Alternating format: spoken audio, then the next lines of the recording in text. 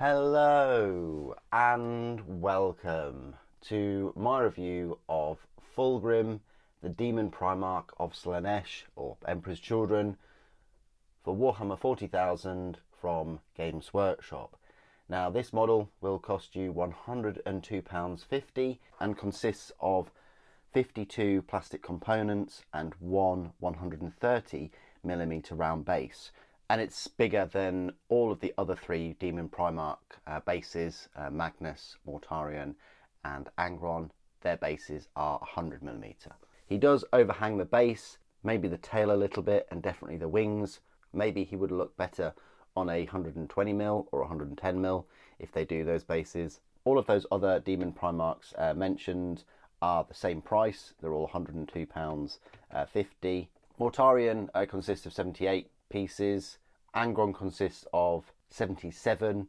I'm not quite sure how many pieces Magnus consists of, but that's just to give you an idea that both Angron and Mortarion have, almost 20 pieces more, if that means anything. I think part of that is their scenic bases. It's important to note that Fulgrim doesn't have a scenic base at all, not even a skull, a rock, a bottle of lube, nothing.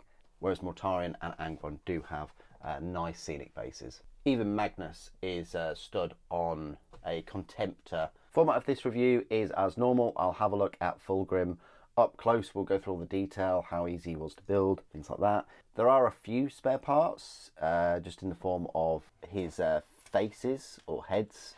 You get 4 different head options. We'll go through some size comparisons with the other Daemon Primarchs, with the exception of Magnus, because I still don't have Magnus, and other Emperor's Children minis.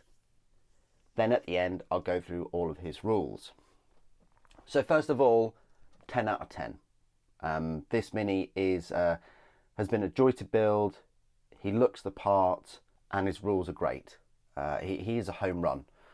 If you're on the fence about buying him, and the sort of £100 put you off, yes, it would have been nice to have a bit of a scenic base or something, as the others do, but I'm not quite sure what sort of scenic base Games Workshop could have given for a Demon of Slaanesh.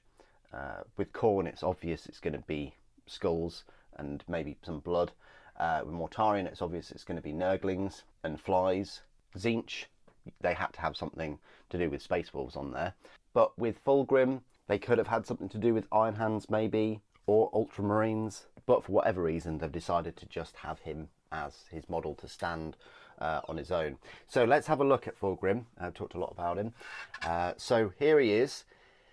The tail is nice, but there are some issues in terms of putting it together and join lines, not mold lines, but join lines. You'll see bits of green stuff dotted about the model where, just gluing the model is not going to suffice. Even with the Tamiya cement, that's not going to suffice either. You're still going to have some join gaps, and you're going to need to file them after the Tamiya is dried, maybe put some liquid green stuff in, and it's just the way that it is, this model. The tail is a very smooth, rounded set of plastic pieces, and it really doesn't lend itself well to plastic. Resin definitely does. Plastic, more kind of boxy tanks, modular units like troops, where you've got an arm and you just glue the arm to the shoulder or a head into a slot, whereas anything rounded plastic seems to have a bit of an issue. And yeah, so you just got to be careful when putting the tail together. But the tail is lovely because it connects Fulgrim's torso. I built Fulgrim in the live stream, so you can go and watch that. It's available in the live stream playlist. But I built the wings and the power plant sort of separate and left them to set. I also built the tail separate, and then I built the torso separate, and at the end I just popped his head on with the hair that secures the wings a little bit, and this Emperor's Children kind of symbol icon thing, which I do think kind of overpowers the model, especially if you paint it in like the white feathers that Games Workshop. it does detract a little bit. I would have still liked one on there, but maybe a little bit smaller. Let's just zoom in for the detail. The detail is gorgeous for a plastic mini, don't get me wrong. Where plastic kind of falls down is the sort of 3D detailing, the depth, and specifically the wings. The wings are kind of ridged and veiny, and the way Games Workshop have overcome that in the model is just the paint scheme. The paint scheme is just incredible on the box. They've really tried to add depth to the wings by having a sort of dry brushing, raised detail effect, and a kind of a fume effect as well, with lights and dark hues on the wings to give some, to give a lot of depth rather than just paint them black with some, some highlighting. They've really gone to town on those. I will also say be careful when you're building it. This is off the live stream as well, that if you're in a bit of a rush, be careful, because as soon as you put those wings on the hair, that torso area is going to be very heavy, and he doesn't have like a plug and socket system.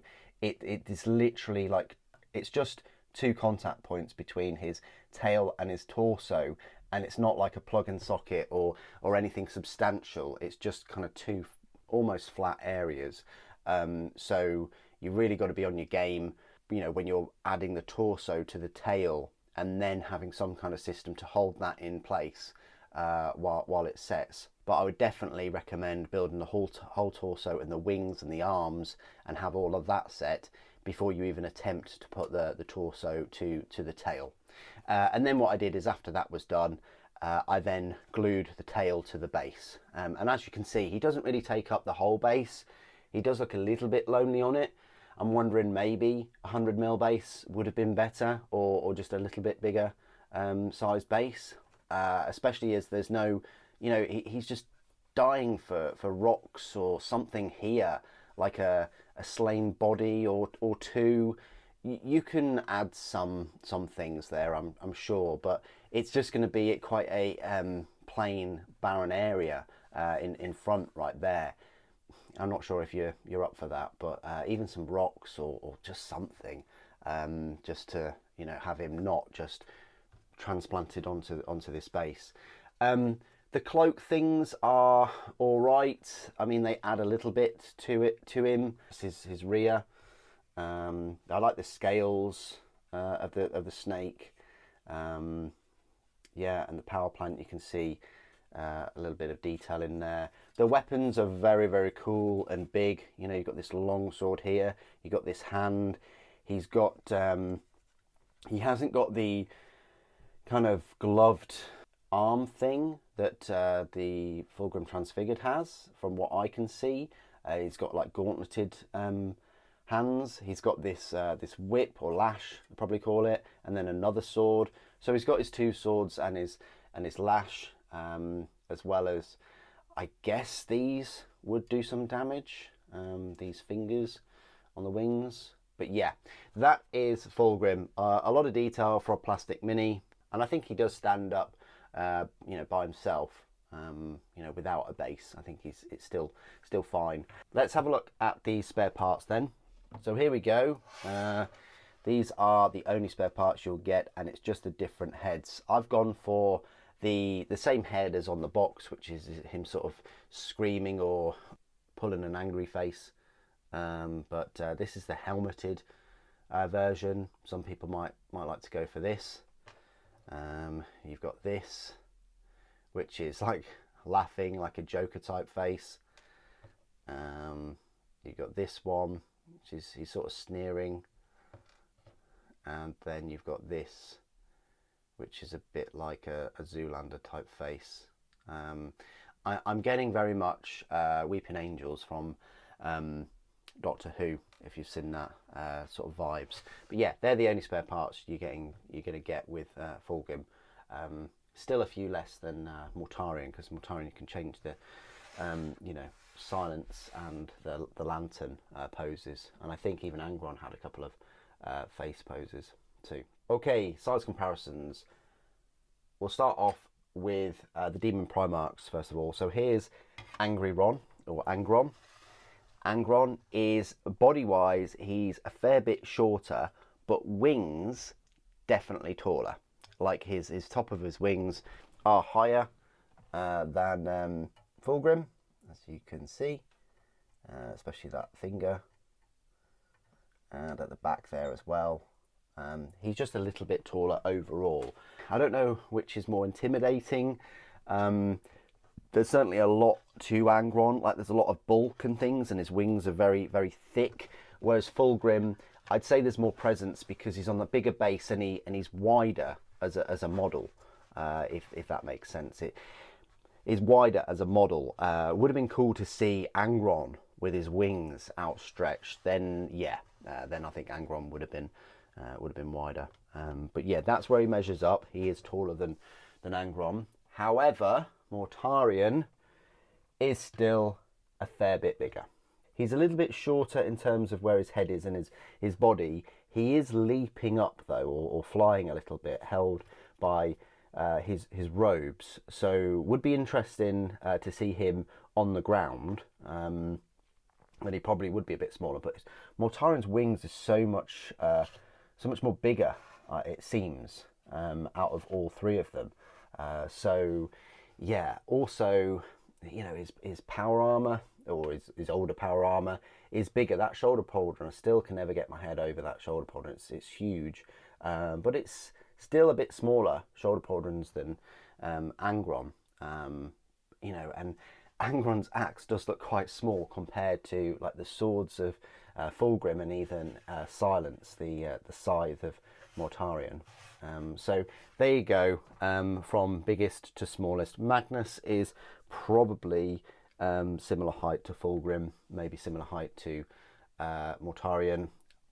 Put it down in the comments if you think I should get Magnus, and I'll of course do a review of him. If they do refresh Thousand Suns and improve those Rubric Marines, maybe make them a bit bigger like Primaris, like they've done with Emperor's Children, then yeah, I'll be all over that. So that's where Fulgrim measures up with the Daemon Primarchs. Compared to his brethren then, other Emperor's Children models, I have a Tormentor, which is just a normal sort of troop. I have a Flawless Blade.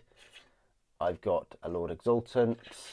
I have a Noise Marine. Kind of running out of room here. And just because I have a Rhino. So yeah, if you've got a Rhino, then yeah, that's where a Rhino is next to Fulgrim. Gives you an idea of how big these Daemon Primarchs are. So he's going to be the biggest, tallest, you know, centerpiece model of your Emperor's Children army. And then the final comparison I like to make, I haven't got Rabute Gilliman anywhere near, but what I do have is my typical 3 minis that I always like to compare size with. And I've got a Space Marine here, Primaris there, and Slime Marbo. So if you're fighting against a lot of Primaris Space Marines, that's where he measures up. He's a good 1, 2, 3 and a bit taller than a Primaris. So yeah, he's gonna really be the centerpiece, bigger than the Redemptor Dreadnoughts and anything else anybody has on the Space Marine table. Okay, so this is my part of the review where I will go through all of the rules for Fulgrim, the Daemon Primarch of Slaanesh, or Emperor's Children. You'll find him in your brand new 10th edition codex, and he will cost you a whopping 385 points, which means he's the most expensive unit in the Emperor's Children army. He's almost 400 points. So, what are you getting for these 385 points? You are getting a movement speed of 16 inches. So he is going to be the second fastest unit in the army, straight after the Heldrake. And there's a few units that are close to that speed, like the Keeper of Secrets and a Demon Prince of Slaanesh with wings. You're getting a toughness of 11, save of 2+, with an invulnerable save of 4+, 16 wounds, leadership 5+, and objective control 6. He's an epic hero and is equipped with a Malefic Lash, Demonic Blades, and the Serpentine Tail. So, the ranged weapons is the Malefic Lash. It's a sustained hits 1, its range of 12 inches, 6 attacks, ballistic skill 2+, strength 8, AP -2, damage 2. That's pretty nice. Ballistic skill 2+, strength 8, AP -2, damage 2, 6 attacks with it. The only downside, obviously, is its range is only 12 inches, but in a way, his effective range is 28 inches. So if you're 28 inches away from him, he's going to close the gap and whip you. Melee weapons then. The demonic blades have two profiles. They have a strike and a sweep attack. So the strike has sustained hits 1, 6 attacks, weapon skill 2 plus, strength of 14, AP -3, damage 6 plus 1. So that's going to be your go-to against, you know, very tough enemies, you know, with that strength 14.